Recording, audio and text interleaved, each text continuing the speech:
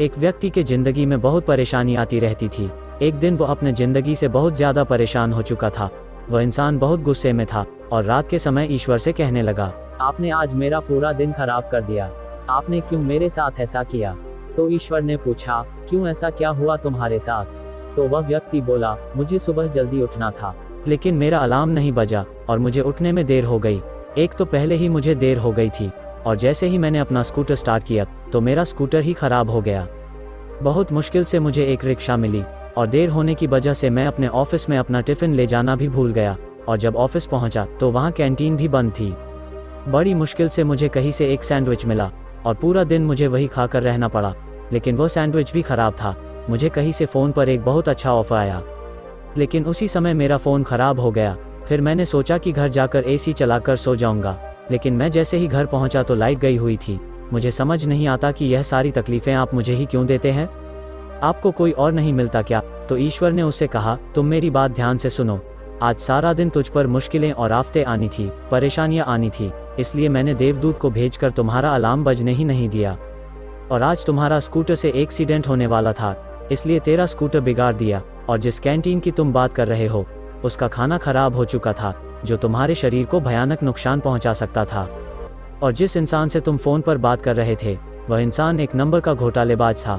वह तुम्हें बहुत बड़ी मुश्किल में फंसा देता, इसलिए तुम्हारा फ़ोन खराब करवा दिया। और आज तुम्हारे घर में शॉर्ट सर्किट से आग लगने वाली थी, इसलिए मैंने तुम्हारी बिजली ही बंद करवा दी। मैंने तुम्हें दुख देने के लिए या परेशान करने के लिए यह सारी उलझनें नहीं दी। मैंने तुम्हें बचाने के लिए यह सारी चीज़ें की है। जब उस व्यक्ति को यह पता चला कि यह सारी चीज़ें मेरे रक्षा के लिए हुई है तो वो ईश्वर से माफ़ी मांगने लगा और बोलने लगा, आप मुझे माफ़ कर दीजिए, मैं आपको समझ नहीं पाया। तो ईश्वर ने कहा, माफ़ी मांगने की ज़रूरत नहीं है, लेकिन विश्वास रख, मैं हमेशा तेरे साथ हूँ। मैं हमेशा सबका भला चाहता हूँ। मैं जो भी करूँगा तेरे भले के लिए करूँगा। कई बार हमारे ज़िंदगी में भी ऐसी मुश्किल घड़ियाँ आ जाती है, ऐसे हालात आ जाते हैं जो हमें समझ नहीं आता कि हमारे साथ ऐसा क्यों हो रहा है, लेकिन भविष्य में जाकर हमें यह ख्याल आता है कि अगर हमारे साथ ऐसा नहीं हुआ होता तो आज हम बहुत बड़ी मुसीबत में पड़ जाते। दोस्तों, यह कहानी हमें शिक्षा देती है कि आपकी ज़िंदगी में कितनी भी मुश्किलें क्यों न आए, कोई उलझन क्यों न आए, आप सिर्फ मन में यह विश्वास रखना कि इसमें भी आपकी भलाई छुपी हुई है, इसमें भी आपके लिए कुछ अच्छा छुपा हुआ है।